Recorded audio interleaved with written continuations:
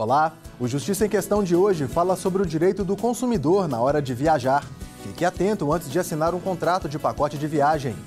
Conheça a Corregedoria Geral de Justiça, que completa 70 anos de atividade em Minas Gerais. Está buscando um imóvel para fins comerciais? Entenda as regras e prazos no contrato de aluguel desses espaços. Juíza de Cambuí utiliza a literatura como inspiração para a decisão judicial. Alimentação fora de casa. Entenda seus direitos na hora de pagar a conta em bares e restaurantes. E mais, as principais decisões judiciais do Estado e a explicação de termos jurídicos para você conhecer seus direitos e deveres. Fique com a gente, nossa edição começa agora.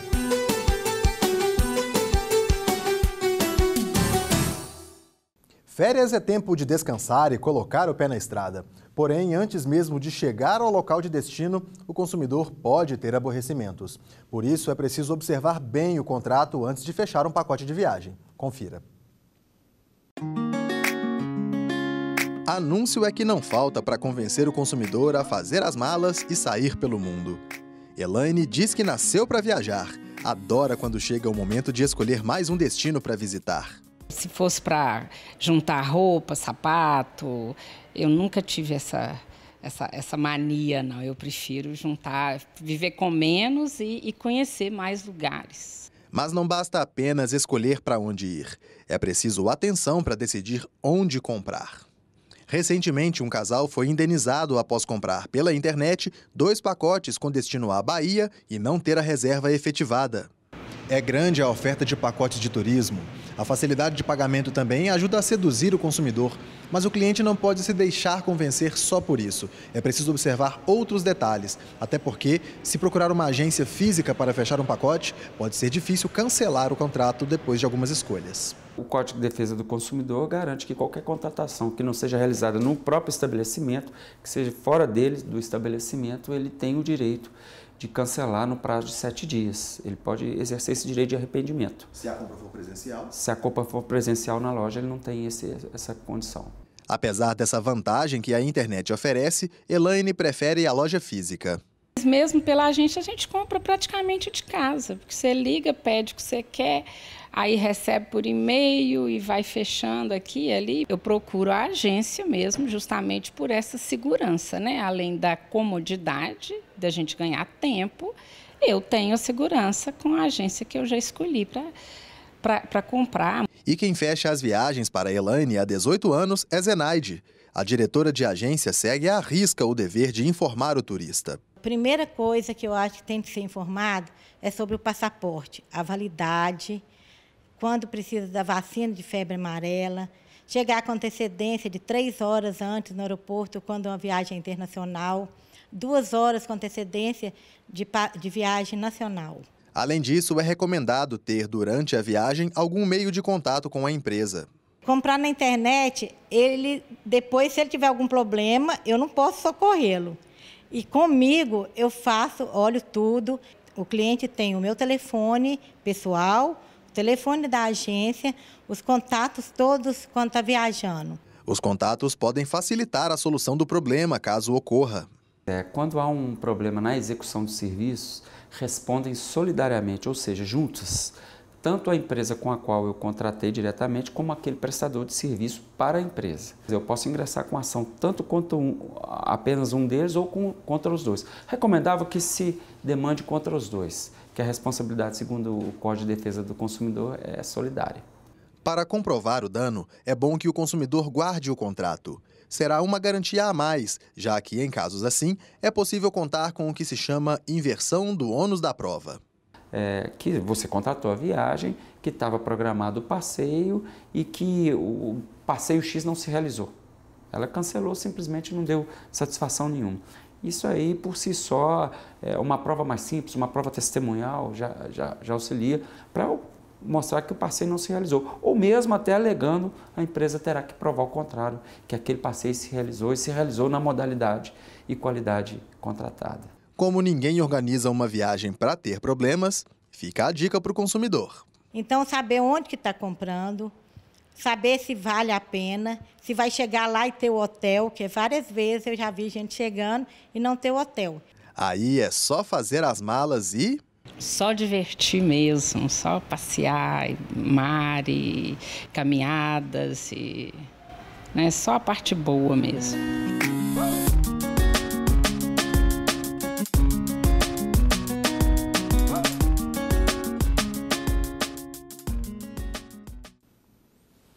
Você sabia que existe um órgão responsável pela orientação e fiscalização do Judiciário e do serviço prestado em cartórios? A Corregedoria Geral de Justiça do Estado realiza essas funções há 70 anos. Confira. No século XV, surgiu a figura do corregedor, que regia a administração e os serviços a pedido do rei. De lá para cá, o trabalho foi se adaptando. O atual Corregedor-Geral de Justiça é parte dessa história. Anos atrás, antes de voltar ao órgão, ele atuou como juiz auxiliar da Corregedoria. O que me surpreendeu foi exatamente o tamanho, o gigantismo da Corregedoria de Justiça comparada com a época em que eu aqui estive como juiz corregedor. A Corregedoria tem o papel de fiscalizar cartórios e fazer com que os serviços judiciais sejam prestados dentro da lei. A Corregedoria tem esse papel de orientação e, para isso, ela conta com um grupo de servidores que cuidam exatamente de municiar o corregedor dos dados que devem ser examinados para que os trabalhos judiciais corram de forma correta. A Corregedoria está sediada na capital, mas atua em toda Minas Gerais. Atender a um dos maiores estados do país tem sido o desafio de todos os desembargadores que ocuparam o cargo nesses 70 anos. O primeiro deles foi Valfrido Andrade, empossado em 1948. A foto do magistrado está na exposição que foi montada no saguão do prédio em razão do aniversário do órgão. A Corregedoria Geral de Justiça tem sido fundamental para o bom funcionamento da justiça de primeiro grau. Ela faz um trabalho com muita capilaridade em todas as comarcas e também um trabalho na área do extrajudicial, que hoje tem sido fundamental para a desjudicialização. A foto do ex-corregedor André Leite Praça também passou a integrar a galeria de retratos dos corregedores que construíram essa história. O desembargador foi responsável por elaborar medidas como o Numoped, o núcleo que monitora e combate a entrada de demandas fraudulentas no Poder Judiciário. Uma história que, segundo o desembargador, está em constante evolução. É um crescimento constante. Então, a cada tempo que se passa, se obtém exatamente essa experiência que pode pautar a condução desses trabalhos. No próximo bloco, a gente fala sobre a lei de locação de imóveis comerciais e também conta sobre a decisão judicial escrita em forma de poema no interior do estado.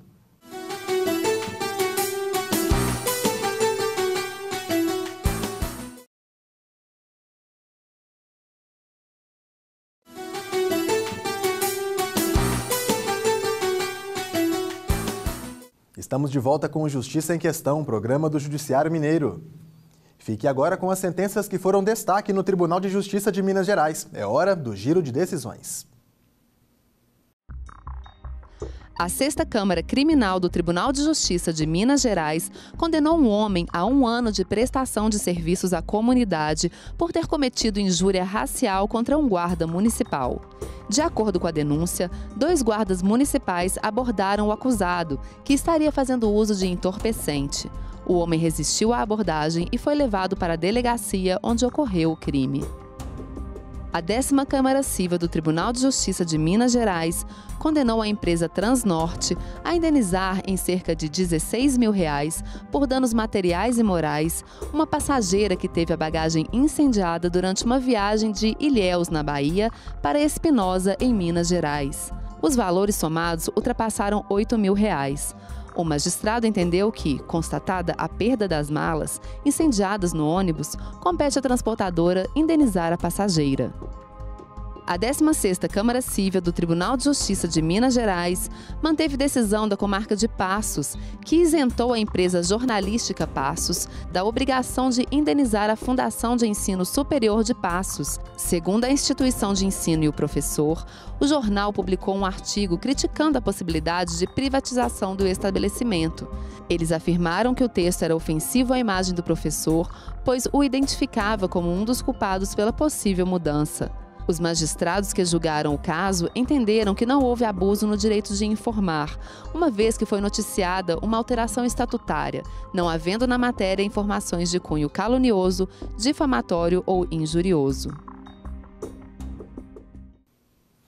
Imóveis comerciais possuem regras de locação específicas. Uma delas trata do prazo de renovação do contrato. Confira na entrevista.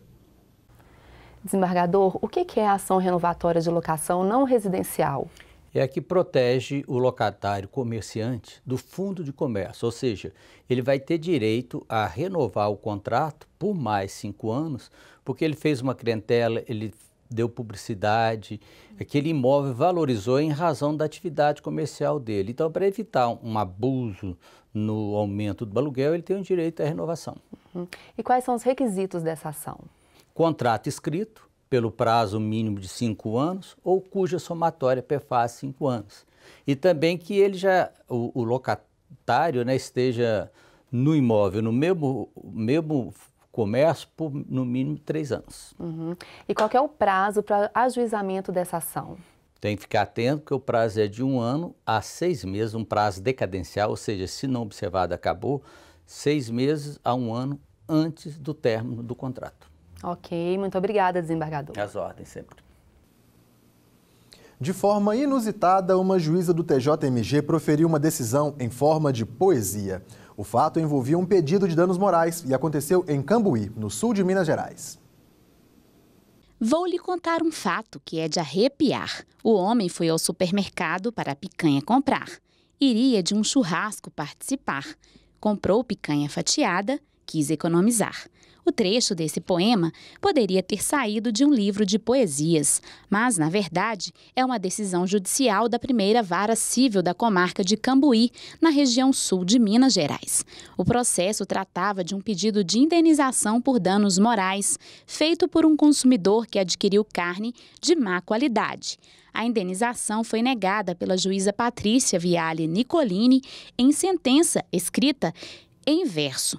O caso em si, ele saía completamente da nossa rotina pelas características dele. Então, seria um pedido de indenização por danos morais no valor de 15 mil, em razão da carne adquirida não ser uma carne nobre, que seria a picanha, ao passo que o valor gasto pela parte se limitou a menos de R$50. A linguagem jurídica é pautada diariamente por diversos gêneros textuais. A petição inicial, a contestação e a própria sentença são exemplos dessa diversidade. E em relação aos gêneros literários, não é de hoje que o direito se relaciona não só com a poesia, mas também com a prosa. Para esse advogado, doutor em literatura pela Universidade Federal de Minas Gerais, no caso das decisões em verso, a forma não prejudica o conteúdo e nem mesmo a função principal da sentença.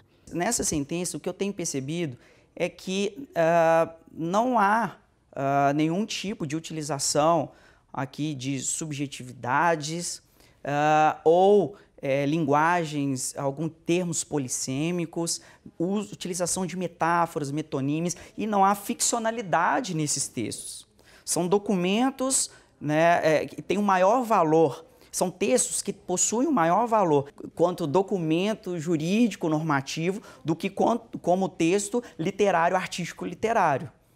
Tá? Então, a única diferença é que, ao invés dessas decisões, dessas sentenças terem sido redigidas na forma de prosa, elas foram redigidas no formato de versos. Já é a terceira vez que a magistrada decide em versos, mas fazer uso da literatura para redigir documentos oficiais já foi um método usado por ninguém menos que o escritor Graciliano Ramos, na década de 1920, enquanto ocupava o cargo de prefeito de Palmeira dos Índios, em Alagoas. Seja no legislativo ou no judiciário, a poesia traz leveza à decisão. A sentença da juíza de Cambuí gerou repercussão em todo o estado e também no Brasil. Vários portais jurídicos e veículos de imprensa noticiaram o ocorrido.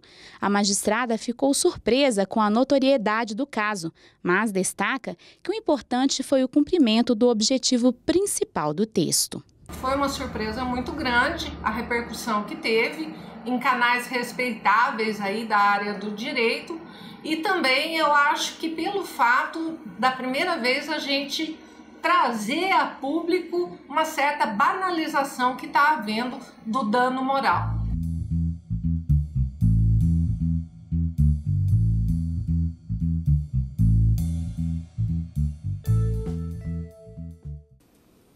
Você costuma realizar as refeições fora de casa? Confira no próximo bloco uma reportagem sobre o direito do consumidor em bares e restaurantes.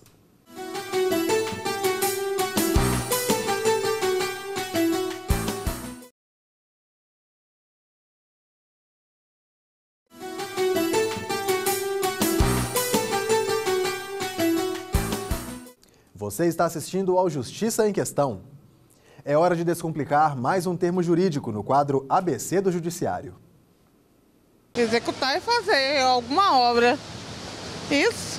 Executar é uma pessoa, você pegar uma pessoa, executar aí, bater, tá. Pode ser isso?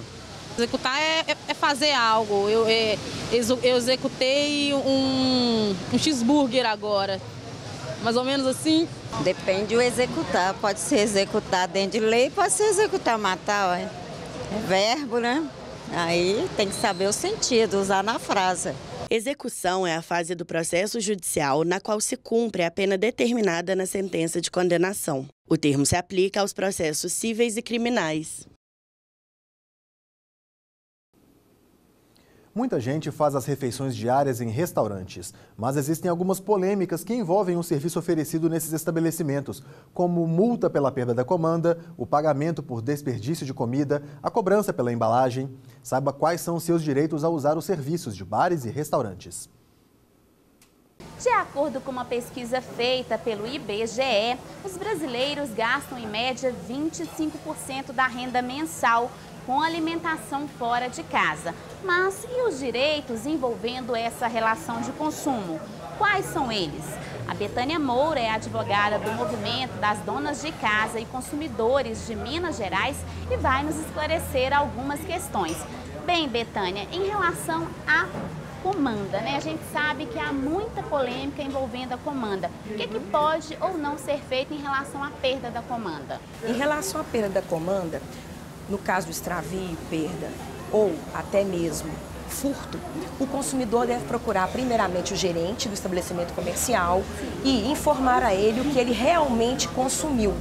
Propor fazer a quitação do que realmente ele consumiu. Se o gerente se negar a receber, ele pode chamar, discar para o 190, fazer no boletim de ocorrência, peça ao gerente ou ao caixa o cupom, o recibo, e depois ele pode, mediante os PROCONs ou até mesmo ingressar na justiça para ter o recebimento deste comando que ele pagou, e pelo Código de Defesa e Proteção do Consumidor e pela boa-fé objetiva tanto do fornecedor como do consumidor, ele pode ter esse valor de volta e receber até em dobro, porque foi uma cobrança indevida. Certo. Mais uma questão.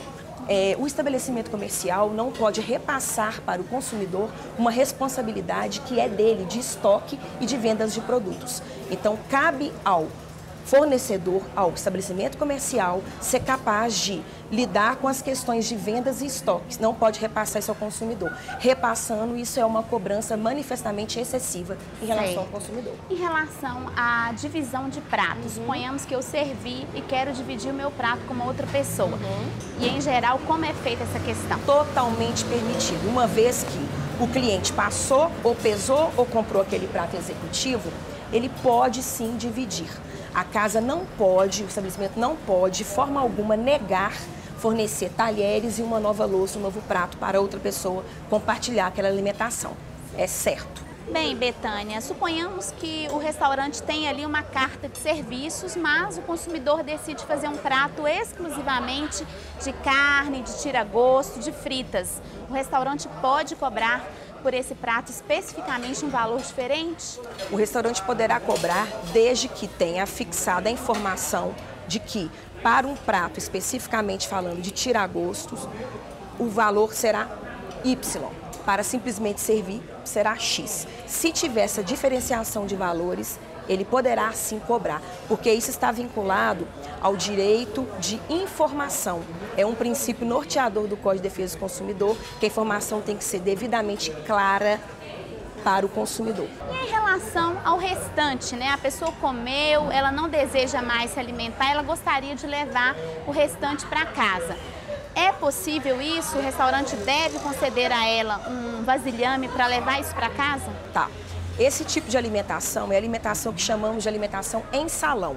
Se ele fez a alimentação no salão, ele pode levar sim, não pode existir uma taxa além por ele estar levando, mas o que pode ser cobrado é pelo vasilhame. Agora, se ele tiver apenas servido o seu prato numa quentinha, numa embalagem e pedir para levar para alimentar em outro local, não pode cobrar pelo vasilhame. Bem, Betânia, em relação à água da casa, né? Que seria a pessoa pedir um copo de água, não uma garrafinha de água mineral para ser paga, mas uma água da casa para ela matar aí a sede. É obrigatório o restaurante servir ou não? Nos estados ou municípios que exista a lei a esse respeito, sim, é obrigatório, como o caso do estado do Rio de Janeiro.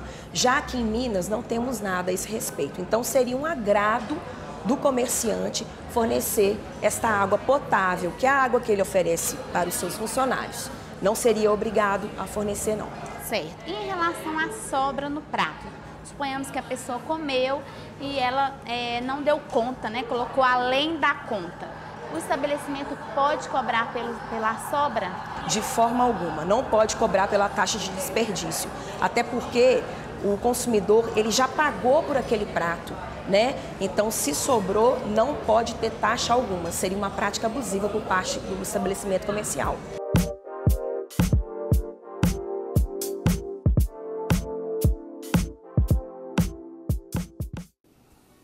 O Justiça em Questão também está na internet. O conteúdo dessa e de outras edições pode ser acessado no portal do Tribunal de Justiça. Clique na área Comunicação e depois em Justiça em Questão. Ou veja pelo canal no YouTube. Comente, proponha temas, participe do nosso programa. Envie um e-mail para justiçaemquestão@tjmg.jus.br. Um grande abraço e até a próxima edição.